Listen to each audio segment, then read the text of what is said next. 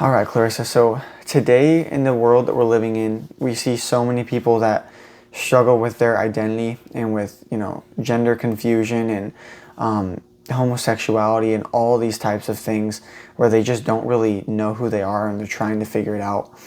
What would you say to someone who is struggling with that and struggling in their identity? Somebody who's struggling in their identity. I used to be one of those people, so what I would say to that is you only find your identity through Christ, and if you're trying to find it in all the wrong places for acceptance, you're not going to find it. Searching for it in the places in your friend groups or in these different kinds of groups, you're not going to find it because there's so many groups out there. There's like the popular girl group, or like the valley girl group, or like the rich girl group, or like the emo girl group, or like there's so many different labels that the world puts on you, but Christ only calls you chosen and whole and healed, and he calls you by a different name than what the world calls you. So what I would say to that is, I'll actually just give you a story. Before I got saved fully and gave my life to God completely, I was actually in and out of relationships, and I had different kinds of girls that were actually, like sleeping with me and stuff. And I would, like at parties and stuff, I would be drinking and smoking and like under the influence and just be doing things with them and stuff. And there was one time where I encountered God, and I literally felt the conviction of the Holy Spirit, and I just felt something just shut it down completely. I just told the girl, I said, I can't do this anymore. I can't go any further. Like, we have to stop this. And literally that week I got delivered and healed, and it was just a love I've never felt before in my life. It was a feeling that I knew I had around me when I was little. It was hard to explain, but it was like a feeling I knew I had around me when I was little, this protection. And I felt it so strong in a way that I've never felt it before. So that's all I can explain it for. Like, there's like no words that I can put to describe the love that I felt that completely just eradicated every feeling of anxiety or addiction. I just had no taste for any of those things anymore.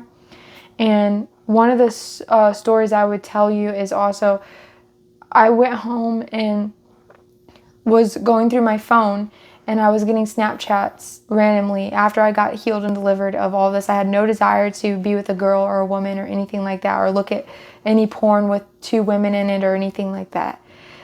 And I just get these text messages of this girl, and I don't even know how she got my Snapchat, but it was a girl that I had been at that party with that week before.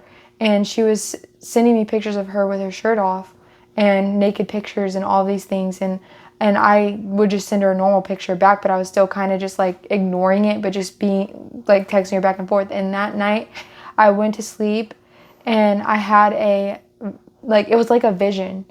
And I was laying in the bed, and I could not move my body, but I was hovering like 5 feet above my body, and I could look down and see my body, and I could see that I was in the room, and I was still like laying on my back, but I was like able to see all around me. And in the spirit, I had eyes, and like I could see. So it was dark all in the room, and I could hear what's going on in the other room. Like, I could hear my grandparents watching TV in the other room. And these two demonic entities that were both kind of a feminine feel, they were speaking in demonic tongues, and I could understand what they were saying. And what they were saying back and forth was, she's not going to last. Like, they were just basically speaking word curses over me, saying that, like, I'm not going to last in this. And, like, just trying to say, like, trying to tempt me and seduce me. And trying to hold me down. And, like, I could feel them touching my body parts. And I closed my eyes because I couldn't speak or move. My mouth was just, like, paralyzed. And in my head, I said Jesus. And as soon as I said Jesus, I went back into my body. And I had a vision of angels singing over me, and there were tears rolling down my eyes in the spirit.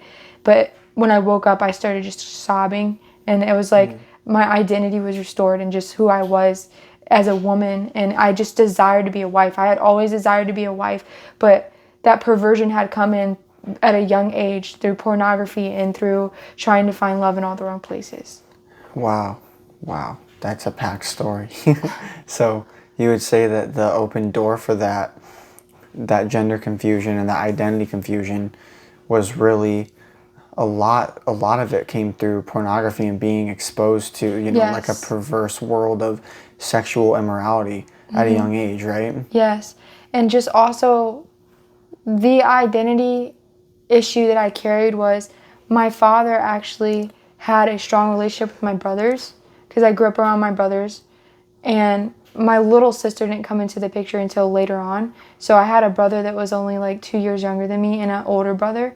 So I was around them, and like I would just play football with them and all these things, but like I didn't really like feel like my dad had that kind of connection with me. So subconsciously I came into this agreement that if I just became more like a boy or became more masculine, then my dad would want me more, or that my dad would cherish me more and want to spend more time with me.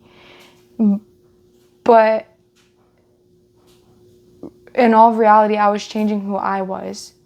I wasn't becoming who I really was. I was changing who I was to try to accommodate how someone else would feel about me. Wow. So we can see a lot of it's coming from Lies. from lies and seeing, like, again, the pornography industry and perverse sexual immorality and all that. But it can also come from trying to, almost like fear of man, like trying to please other people, or Yeah. you know, we have a natural thing in us that wants us to Feel be accepted encouraged, by yeah. our family or our parents. But Or when it gets to validated. that point, yep, that's And good. that's the thing I was searching for. I was searching for validation. I was searching for acceptance. I was searching for people that would accept me into their group. And that's the thing, when it becomes cliquey like that, it's really not a group that you need to be a part of, because it's not all inclusive like it says it is. Yeah, When they there's say all limitations. inclusive, it's really not all inclusive, because you don't invite the people that disagree with you. You don't Yeah. invite the people that don't want to live your lifestyle. That's good. So